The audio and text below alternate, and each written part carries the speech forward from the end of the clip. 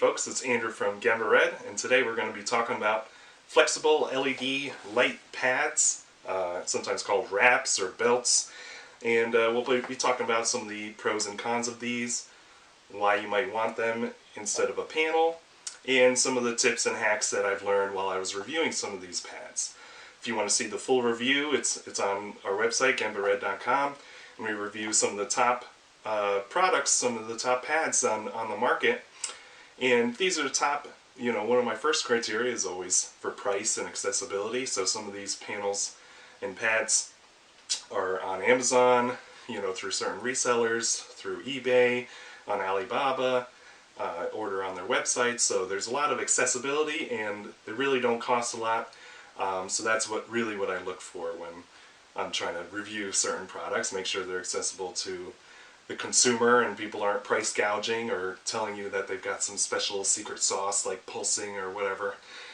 So we just cut right towards the value. So that's what we're going to talk about today. So you can see I've got my DGYAO brand on. This is one of their larger pads, and then this is actually one of their helmet pieces that you can put right on the head. So it's pretty neat. You can make these flexible pads into different things for the head, for the feet, for your hands. But ultimately, the design is pretty similar. They've got all these different LEDs. It's on a flexible kind of circuit board, so that way you can kind of move it around and strap it to your skin.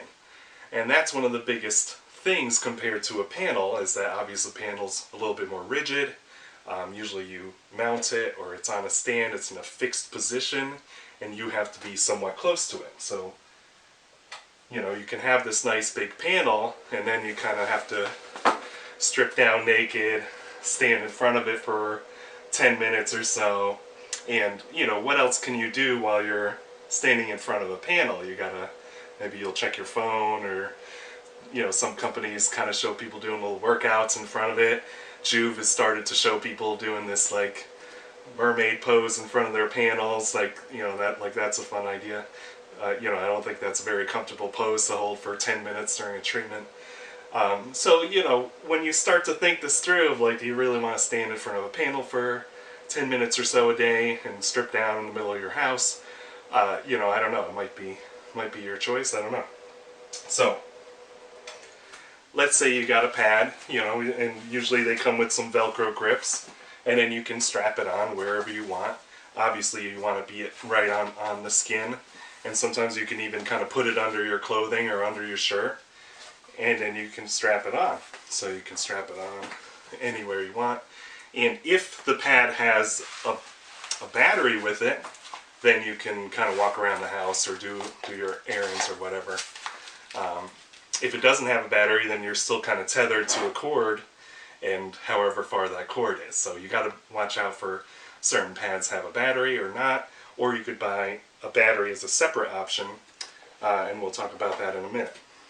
So that's the first reason, is comfort and convenience.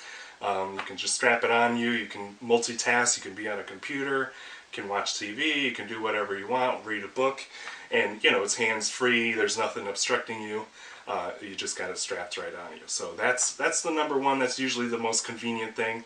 Obviously you can kind of fit some hard to reach places, get more around like a shoulder area or around a limb, compared to a panel is just kind of straight at you. So you can kind of focus more on a certain area. And then the second thing is the distance. And we've talked about this in a couple blogs and helped the industry really understand this concept that, if you're able to put this right on your skin, you can see it kind of almost penetrating through my fingertips, and you can do this experiment with your phone light, your flashlight on your phone. You put your finger on it, you see the light transmit through, but then once you move a few inches away, a lot of that light is going to be reflecting off your skin. Same thing happens with a panel, that if you're going to be 6 inches away or more, then a lot of that light is reflecting off your skin. So these are a little bit more efficient if you can kind of really strap it on and press it closer to the skin. And so that means what happens is that a lot of times these pads are a little bit less intensity than a panel, because panels are trying to be more powerful and compensate for that loss of efficiency. And these are also lower power because they're pads, so they don't have any kind of built-in heat sinks, they don't have any fans built in, so they do need to be lower powered so they don't overheat. And you can see I took some infrared camera images on some of these pads just to illustrate that, you know, you gotta be cautious. If it's a warm day and your room's hot, these can heat up, and so, you know, you gotta be mindful of that. Watch out for too much heat. If it feels like it's overheating, if it's burning you, then, you know, use your intuition, take it off, let it cool down. So, you know, a lot of people, I think, will override their intuition and, you know, almost burn themselves. So just got to be careful, but most of these will you know, stay within a good range. The other thing is you got to watch out for EMFs on these, because a lot of them come with a power adapter. And, you know, if the power adapter is usually a 3-prong, if it's a good quality, then it'll be low EMF. And again, you're strapping this onto your body, so it's going to be right up on you. Or you put it on your head, you don't want those signals kind of mess you up. You know, and I can feel more tinnitus when I'm using a higher EMF device. So, you know, so you got to watch out for that. I have some tips on my blog for using low EMF drivers. This is the Kinreen pad, which is being resold as a lot of different brands on Amazon and whatnot. So the Kinreen pad, you'll probably see it a lot, but not under the name Kinreen. You'll see it with this kind of black lettering and this kind of size, and, you know, they all start to look the same after a while because they're all coming from the same manufacturer.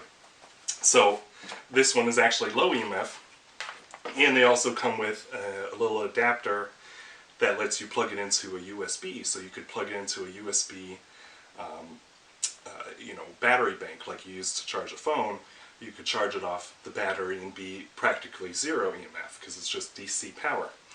So all these little hacks, you know, I go over in my blog. You can just buy, if a company like the DGYAO, this one had high EMF, and I told the company, and they were open, maybe they'll improve in the future. But you know, I've got some adapters that I buy in the US from DGYAO or from DigiKey that are low EMF, so I just swap out the adapter and I'm good to go. Or there's even 12-volt batteries that you can use that are compatible with this. So any way you want to go, there's easy ways to reduce the EMF and still have a good product. You know, and then the last thing is, you know, you could look at a couple different products. I like this DGYAO. It's probably one of the biggest ones.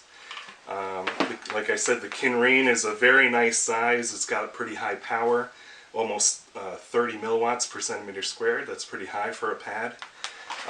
DGYAO, I think, is closer to 10 or 15, but again, that's still good because it's going to be pressed on your skin. You know, they got the helmets, which are super convenient from DGYAO, and then DPL Flex is a very good one. It's got a built-in battery, so, you know, that way when you turn it on, you strap it on, and then you're good to go because it's already got the built-in battery. So it's really lightweight, portable, easy to use. So, you know, I think they're all very good products. You know, I think you should just go around and see what kind of fits your needs. If you're a little bit more mobile and want to move around more, the DPL Flex might be a very good option. It's got the built-in battery that's pretty low profile.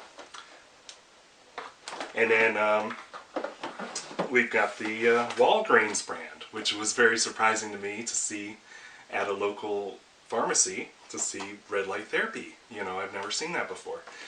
So the Walgreens one is very cheap. I think it was only $69. And, you know, it's got these little kind of button type LEDs, so they're a little bit lower power.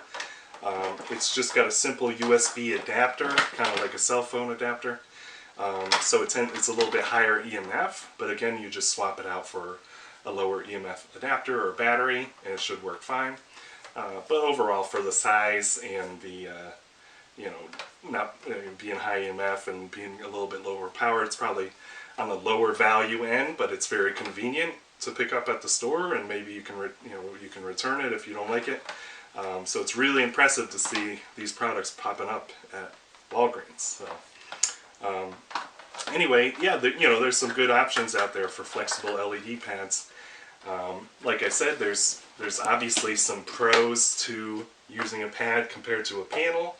They're convenient, they're lightweight, they're flexible. You can use them, maybe for a little bit longer session as long as they don't heat up too much on you.